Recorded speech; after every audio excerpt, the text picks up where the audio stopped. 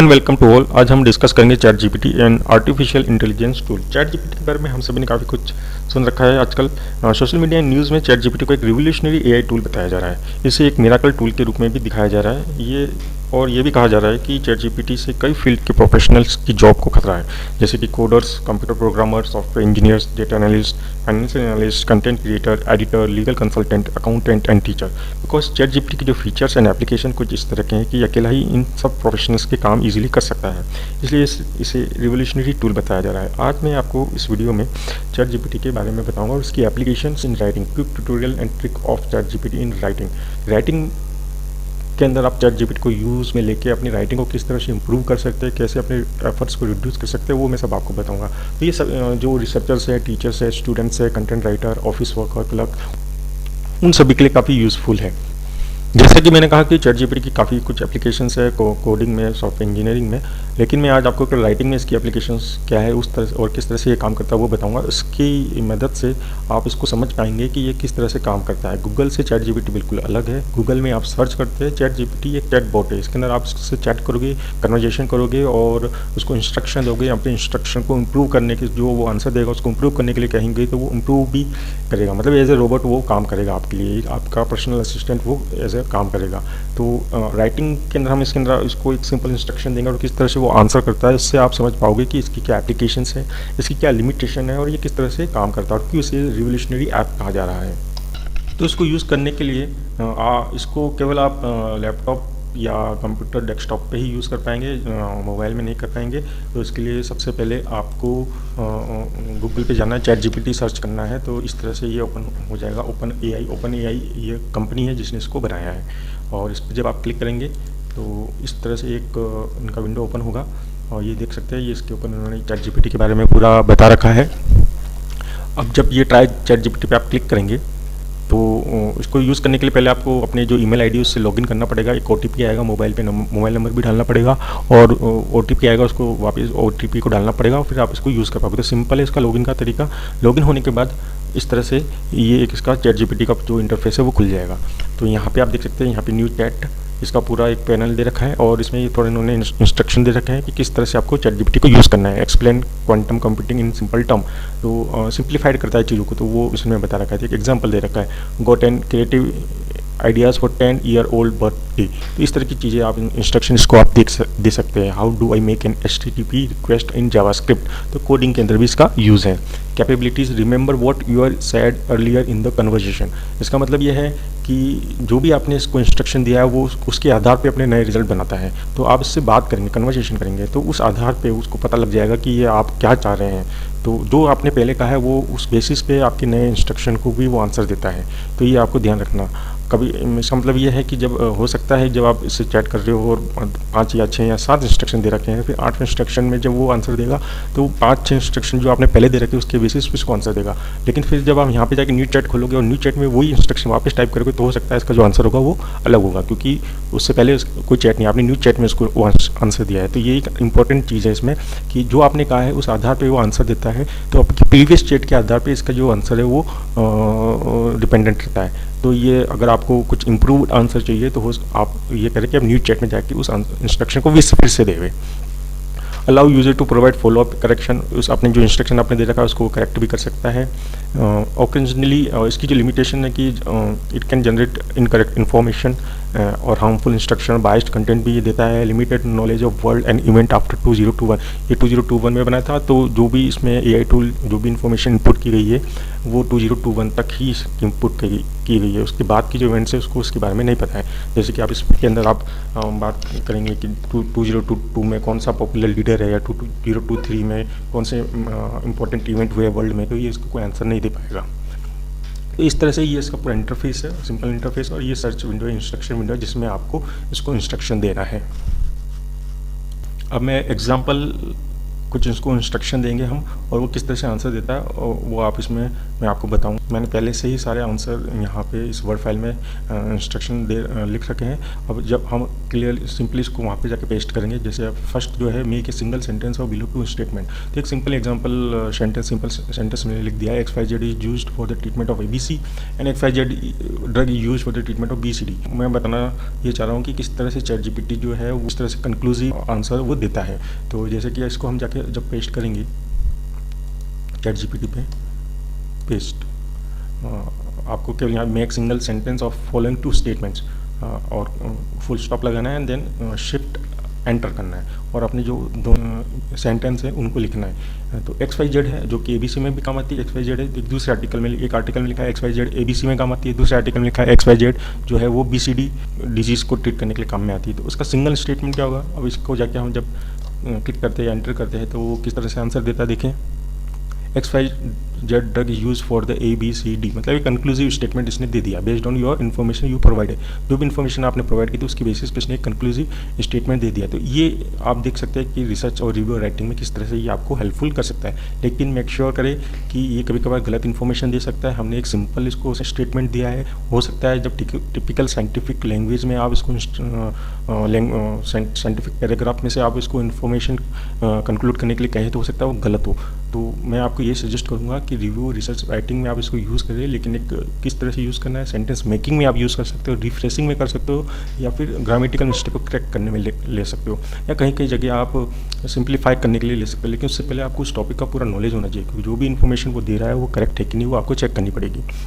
ठीक है, नेक्स्ट है सजेस्ट हेडिंग ऑफ बिलो।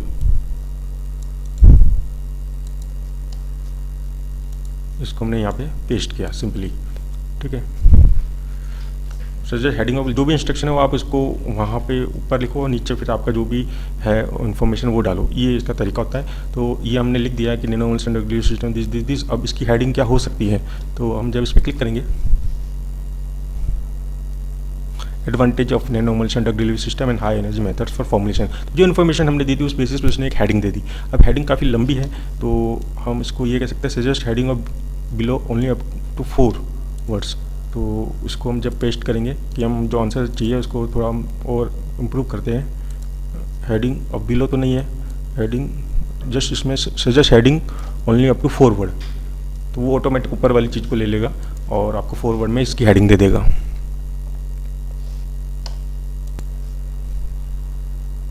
ठीक है, suggest heading only up to 4 word, तो उसने पहले ऊपर वाली चीज़ को पढ़ा, ऑटोमेटिक समझ गया कि मैंने जो पहले हेडिंग दी थी उसी को 4 वर्ड में मुझे लिखना है, तो nano emulsions drug delivery advantage. तो इस तरह से ये AI टूल काम करता है, चैटबॉट काम करता है आपके लिए। Next, summarize below in 2 line. तो ये एक हमने 4 लाइन लिखी है, उसको समराइज करने के लिए हम देते हैं इसको। ओके, हाँ, ये ऐसा हमने लिखा है और उसको बोला है कि 2 लाइन के अंदर इसको समराइज करना है।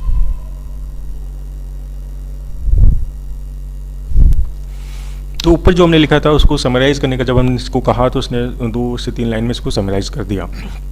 तो जो भी वो समराइज़ कर रहा है क्या वो करेक्ट है कि नहीं वो आपको चेक करना पड़ेगा, क्योंकि ये आर्टिफिशियल इंटेलिजेंस टूल है, कंप्यूटर बैठा है, कोई इंसान नहीं है वहाँ पे, तो हो सकता है कभी गलत इन्फॉर्मेशन वो दे देवे। तो आपको सब्जेक्ट की नॉलेज होनी चाहिए। अगर आप रिव्यू और रिसर्च पेपर चैट जीपीटी के थ्रू लिख रहे हैं तो आप को पहले उस सब्जेक्ट का पूरा नॉलेज होना चाहिए, ताकि जो भी इन्फॉर्मेशन वो दे रहा है चैट जीपीटी वो सही है कि नहीं वो उसको चेक कर सके। तो जो उसने अभी ये समराइज किया है, क्योंकि 4 या 5 लाइन थी, इसने आपको बहुत अच्छे से इसको समराइज कर दिया है। हो सकता है काफ़ी टेक्निकल साइंटिफिक आप चीज़ें इसमें डालो, लंबे पैराग्राफ डालो और उसको बोलकर समराइज करो, तो हो सकता है कि वो गलत इन्फॉर्मेशन भी दे, हालांकि इसके सही होने के चांसेस ज़्यादा रहते हैं। लेकिन उस टॉपिक के बारे में आपको नॉलेज है तो जो भी इन्फॉर्मेशन वो दे रहा है उसको आप रिचेक कर सकते हैं। Next, rephrase the below sentence. तो रिफ्रेजिंग की काफ़ी ज़रूरत पड़ती है जो भी रिसर्चर है या राइटर्स हैं, तो ये काफ़ी बहुत ही अच्छे से एकदम 100% एक्यूरेसी से रिफ्रेज कर देता है। फिर भी करेक्शन के चांसेस तो रहते ही है, लेकिन जहाँ तक रिफ्रेजिंग है, अगर आप सिंगल या 2 वर्ड या 3 वर्ड या एक पैराग्राफ डालते तो रिफ्रेज बहुत अच्छे से कर देता है ये। देखिए किस तरह से ये रिफ्रेश कर रहा है। जो हमने रिफ्रेश किया था, नैनो पार्टिकल है biophysical property that make it an ideal drug carrier for targeted and improve drug action. तो काफ़ी अच्छे से इसने रिफ्रेश किया है, तो काफ़ी अच्छा टूल है ये, आप देख सकते हैं। Next, refresh the below sentence focusing that biophysical property can be useful for anti cancer treatment. तो इसी के अंदर हमने इसको इम्प्रूव किया है। या तो आप यहाँ पे जाके भी ऐड कर सकते हैं, ठीक है, या फिर नया इंस्ट्रक्शन दे सकते हैं इस तरह से, refresh the below sentence.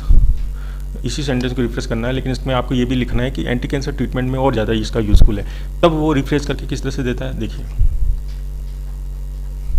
The biophysical property of nano particle can be beneficial in anti cancer treatment by the improve direction targeting specific cancerous area, make them an ideal drug carrier for this purpose. तो देखिए, हमने जब इसमें बोला कि आपको refresh करना है, लेकिन एंटी कैंसर प्रॉपर्टी को भी इंक्लूड करना है, ट्रीटमेंट को भी इंक्लूड करना है, तो काफ़ी अच्छे से इसको रिफ्रेश किया और एंटी कैंसर एक्टिविटी को भी इसमें इंक्लूड किया।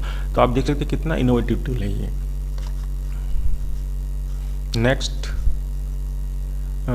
Correct it grammatically. तो जैसे कि एक किस तरह से करेक्ट ग्रामर को ये ठीक कर सकता है, जैसे करेक्ट इट ग्रामेटिकली, इसको लिखा आपने, कॉलम लगाया और फिर लाइन स्टेटमेंट लिखा हो सकता। और अगर इसको आप नीचे करना है तो शिफ्ट और एंटर कराओगे तो वो नीचे भी चला जाता है, शिफ्ट एंड एंटर से।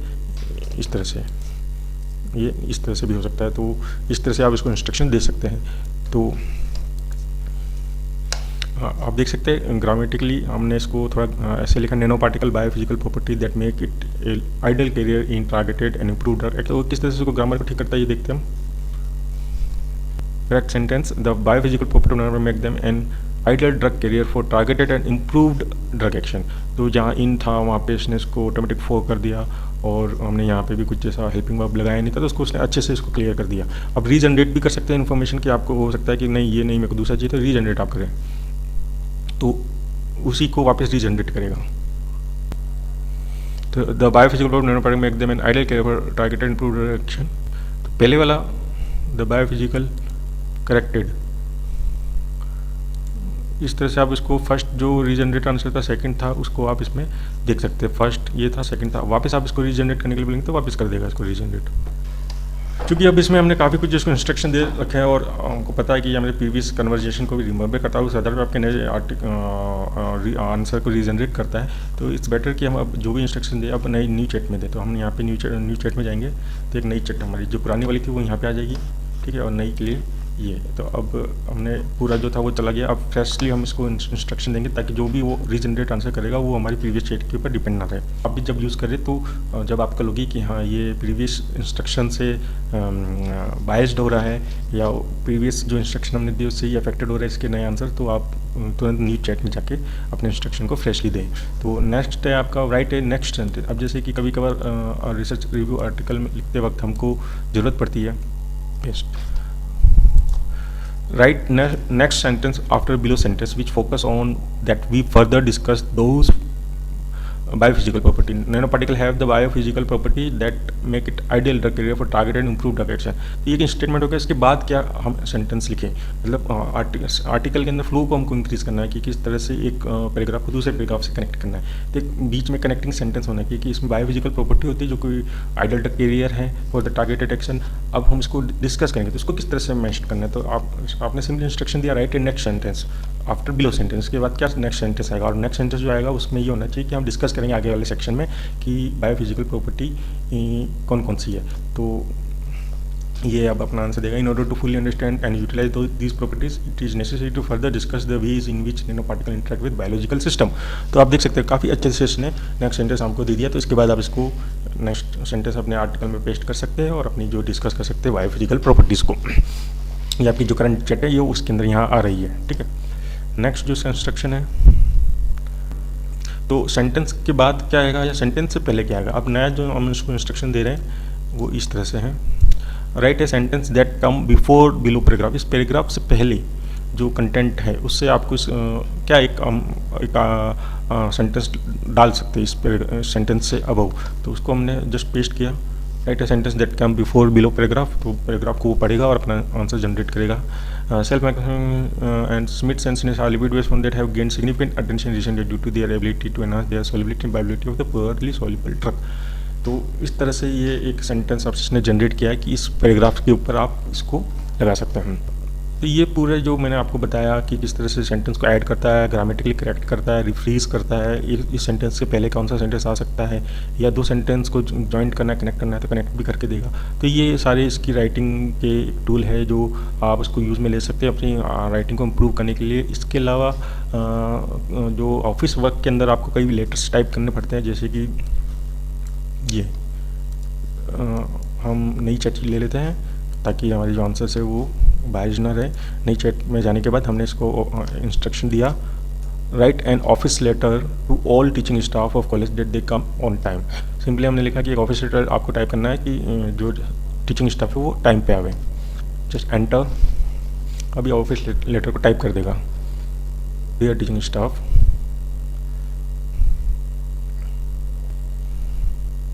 काफ़ी डिटेल में इसने एक पूरा लेटर टाइप कर दिया है, और ये your name your title college name. तो देख सकते हैं कितना अच्छा ये इसने पूरा एक डिटेल में ऑफिस लेटर टाइप कर दिया है। इसके अंदर आप अपने अकॉर्डिंग कुछ चीज़ों को कम या ज़्यादा कर सकते हैं, या फिर इसके थ्रू भी आप इसको, जैसे काफ़ी डिटेल बड़ा लग रहा है तो इसको छोटा शॉर्ट कर सकते हैं। तो इस तरह से समराइज अबाउट इन 4 लाइन।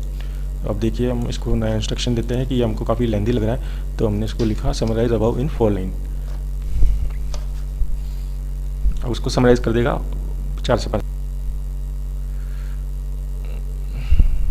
उसने इसकी समरी कर दी है। जैसे AI टूल है तो आप देख सकते हैं किस तरह से इसने, हम ये चाह रहे थे कि इसको ये समराइज़ करे, लेकिन इसको उसने क्या किया कि इसके जो 4 मेन पॉइंट है उसको उसने समराइज़ कर दिया। तो इस तरह से मतलब ये जो जनरली आप कुछ ऐसा आर्टिकल के लिए आप यूज़ में ले सकते हैं कि एक पूरी इन्फॉर्मेशन को यहाँ टाइप कर दे एंड देन इसको बोले कि इसको समराइज़ करें इन द पॉइंट्स, तो वो उसको समराइज़ कर दे। लेकिन हम इसको इम्प्रूव करेंगे। हम write an office letter to all teaching staff of college that they come on time in 4 lines, कि चल 4 लाइन में ही आपको लिखना है। तो अब ये क्या करता है देखते हैं। देखिए इस तरह से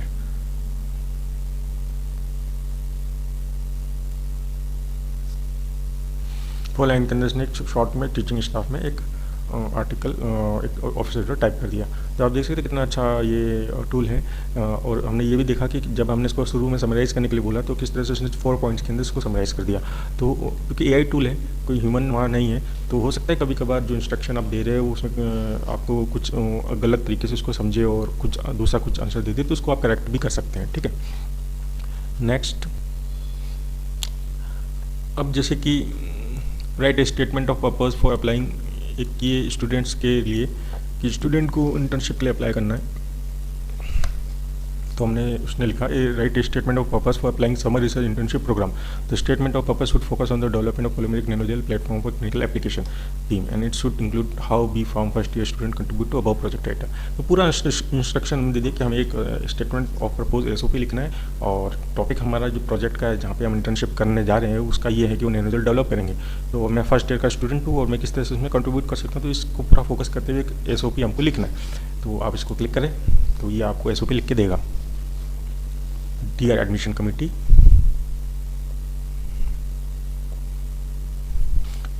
as a B.Pharm first year student, I believe that I am well suited for this project and can contribute significantly into its success. पूरा उसमें बता रहा जो भी कंडीशंस हमने इसमें दी थी कि ऐसा ऐसा चीज़ें हैं और हम फर्स्ट ईयर के स्टूडेंट है, उस अकॉर्डिंग हमको लिखना है, तो वो सब पूरा लिख के दे रहा है इसको। पूरा अच्छे से इसने लिख दिया है। तो आप पढ़ेंगे तो मेरे को नहीं लगता कि कहीं भी कुछ कमियां होगी, एकदम एग्जैक्ट होगा। B.Pharm स्टूडेंट क्या क्या पढ़ता है, medicinal chemistry, pharmaceutical, pharmacology, automatic AI tool ने इसको सेंस किया कि B.Pharm स्टूडेंट है, तो ये सब वो पढ़ेगा और उसी को नॉलेज को वो यूटिलाइज़ करेगा अपने प्रोजेक्ट में। तो कितने अच्छे से इसने इसको यूज़ में लिया। आप देख सकते हैं कि क्या इसकी एक्सटेंट ऑफ कैपेबिलिटीज़ हैं। तो किस लिए इसको बोला जा रहा है कि ये सभी की जॉब्स को लिए जो एडिटिंग में या टीचर्स है या अकाउंटेंट है या कोडर्स है, किस तरह से ये खतरा है। तो वो इसीलिए खतरा है कि आप देख सकते हैं कि कितने इजीली इसने चीज़ों को सेंस किया और एक अच्छा आंसर दिया। इसको समराइज़ करना है कि आपको लग रहा है ज़्यादा है, तो आप इसको समराइज़ करने के लिए बोल दिए कि आप 4 और 5 लाइन के अंदर इसको समराइज़ करें, वो आपको समराइज़ करके देगा। नेक्स्ट जो 1-2 और इंस्ट्रक्शन है, suggest funding agency for pharma company all over the world for research topic related to cancer. ये 2021 तक की जो इन्फॉर्मेशन उसको सर्च करके भी दे सकता है। तो suggest funding agencies and pharma company all over the world for research topic related cancer. तो कैंसर रिसर्च टॉपिक के लिए कौन कौन सी फंडिंग एजेंसी और फार्मा कंपनियाँ अवेलेबल है जो कि फंड देती है रिसर्चर्स को। तो there are several funding agency pharma company all over the world. देखिए किस तरह से पॉइंट वाइज वो आपको इन्फॉर्मेशन दे रहा है, एजेंसीज के नाम दे रहा है इसकी। देन